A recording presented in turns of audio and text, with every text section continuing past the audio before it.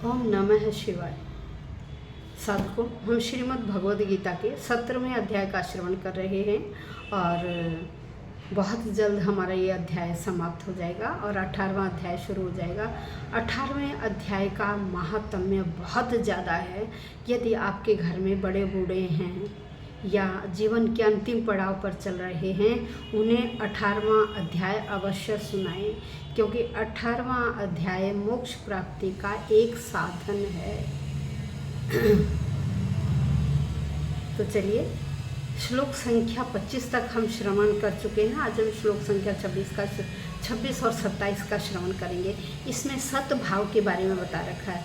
कल हमने 24 और 25वें श्लोक का श्रवण किया था, जिसमें ओम और तत् के बारे में बताया था कि ओम क्या है और तत् क्या है। क्योंकि वैदिक जो सिद्धांत है उनको मानने वाले व्यक्ति जो शास्त्र विधि से यज्ञ दान तप आदि क्रियाएँ करते हैं, उन सब में परमात्मा का नाम ओम के रूप से शुरू होता है और उसके बाद तत् नाम से कहे जाने वाले उस परमात्मा के लिए ही कि सब कुछ है, इसलिए तत् का प्रयोग करते हैं और सत का प्रयोग भी उस परमात्मा के लिए ही किया जाता है। ओम तत् सत। तो आज हम सत के बारे में श्रवण करेंगे। तो आइए, सद्भावे साधु भावे च सदिते तत् प्रयुज्यते प्रशस्ते कर्मणि तथा सच शब्द है पार्थ युज्यते। अब देखिए यहाँ क्या कह रहे हैं, भगवान बता रहे हैं, कह रहे सद्भावे, जो ब्रह्मा का स्वभाव है ना, वो क्या है, सत्य है। फिर साधु भावे, भक्त के स्वभाव में भी सत्य है। सत इति प्रयुज्यते, क्या प्रयुक्त किया जाता, सत्य शब्द, सद्भाव, साधु भाव, तो इनमें सत्य शब्द का प्रयोग किया जाता है। प्रशस्ते, प्रशस्ते ये प्रामाणिक है, ये शास्त्र प्रामाणिक है। कर्मणि, कर्मों में सत्य शब्द है, जो सत्य शब्द है, पार्थ हे अर्जुन प्रयुज्यते, युक्त किया जाता है, इनमें प्रयुक्त किया जाता है। कहते हैं परम सत्य जो भक्तिमय यज्ञ का लक्ष्य है, उसे सत्य शब्द से अभिहित किया जाता है।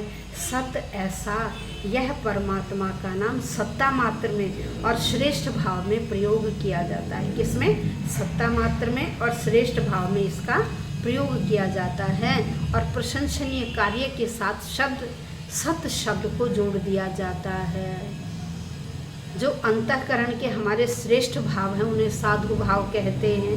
परमात्मा की प्राप्ति कराने वाले होने से श्रेष्ठ भावों के लिए सत्य शब्द का प्रयोग किया जाता है। जैसे सद्गुण, सदाचार, दैवी संपत्ति आदि, ये सत्य हैं। ये सब क्या है, सत्य हैं। मुक्ति देने वाले हैं, परमात्मा प्राप्ति कराने वाले हैं, ये सारे साधन क्या हैं, सत्य हैं। यज्ञ तप दान तीर्थ व्रत पूजा पाठ विवाह जितने भी हैं, ये शास्त्र विहित शुभ कर्म हैं और ये स्वयं ही प्रशंसनीय होने से क्या है, सत्य कर्म है। यदि इन प्रशंसनीय कर्मों का संबंध भगवान के साथ न हो तो ये सत्य नहीं कहलाएंगे, ये केवल शास्त्र विहित ही रह जाएंगे। और इन सब का संबंध किससे है, भगवान से है, इसलिए ये सत्य कर्म कहलाते हैं। अब आइए, यज्ञ तपसी दाने च स्थिति सदिति चोच्यते कर्म चैव तदर्थियम सदित्येवाभिधीयते। अब कह रहे, हे पृथा पुत्र, यज्ञ में, तपसी तपस्या में, दाने दान में, स्थिति और स्थिति, सत इति, सत क्या है, ब्रह्म, जो ब्रह्म है, इति ऐसा उच्चते कहा जाता है। कर्म काम चैव और ही, तदर्थीयम उसके लिए, तदर्थीयम उसके लिए, किसके लिए, ब्रह्मा के लिए, उसके लिए, सत इति इस प्रकार से, एव ही अभिधीयते इस शब्द का वाचन कहा जाता है या किया जाता है। कह रहे ऐसे यज्ञ का संपन्न करता भी, जो ऐसे यज्ञ करेगा सत्य यज्ञ, तो वो भी क्या कहलाएगा, सत्य कहलाएगा। संपन्न करने वाला व्यक्ति भी जिस प्रकार यज्ञ दान तप जो भी कार्य हैं परम पुरुष को, उस परम पुरुष परमात्मा को प्रसन्न करने के लिए जो संपन्न किए जाते हैं वे सारे सत्कर्म कहलाते हैं। कह रहे देखिए, यज्ञ तप दान क्रिया में जो स्थिति है वह सारी क्या है, सत्य कही जाती है। उस परमात्मा के निमित्त हम जो भी कार्य करते हैं वह सत्य कार्य कहलाता है। जब व्यक्ति मुक्ति चाहता है, निष्काम भाव से कर्म करता है, तो ऐसी भक्ति चाहने वाले किसके लिए कार्य करते हैं, भगवान के लिए कार्य करते हैं, इसलिए वो कार्य कैसा कहलाता है, सत्य कार्य कहलाता है। तो आज हमने श्लोक संख्या 26 और 27 का श्रवण किया। कल भगवद गीता के 17वें अध्याय का अंतिम श्लोक होगा। कल हम 17वें अध्याय का अंतिम श्लोक सुनेंगे, श्लोक संख्या 28, और उसके बाद परसों से हमारा 18वां अध्याय शुरू हो जाएगा। इसलिए अपने बड़े बूढ़े घर में जो भी हैं, आसपास रहते हैं, सगे संबंधी हैं, उन सबको बताइएगा कि वह 18वां अध्याय अवश्य सुने।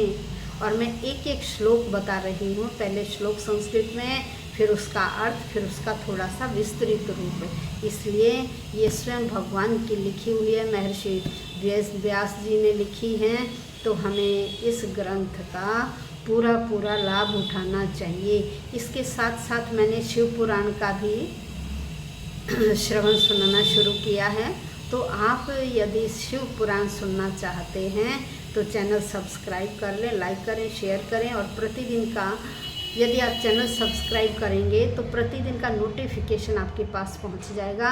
आप किसी भी दिन के श्रवण से वंचित नहीं रह पाएंगे। और शिव पुराण एक अद्वितीय पुराण है। इस पुराण का और इन 2 महीनों में श्रवण बहुत लाभदायक होता है। जीवन में और चीज़ें एक तरफ, शिव पुराण एक तरफ, और इसका श्रवण यदि सुनने को मिल जाए और यदि किसी को वाचक का मिल जाए तो सुनिए, बहुत बड़ा सौभाग्य मिला है कि वह व्यक्ति श्रोता और बोलने वाला वक्ता दोनों ही इस मृत्यु लोक से तर जाएंगे। इसलिए आप भी अवश्य श्रवण कीजिए और कमेंट बॉक्स में भी लिखिएगा ओम नमः शिवाय। और हम लोगों को भी बहुत प्रोत्साहन मिलता है, आपके एक छोटे से कमेंट से बहुत प्रोत्साहन मिलता है, और आपका भी उद्धार होगा और हमारा भी उद्धार होगा। वाचक और श्रावक दोनों का ही उद्धार होता है। ओम नमो भगवते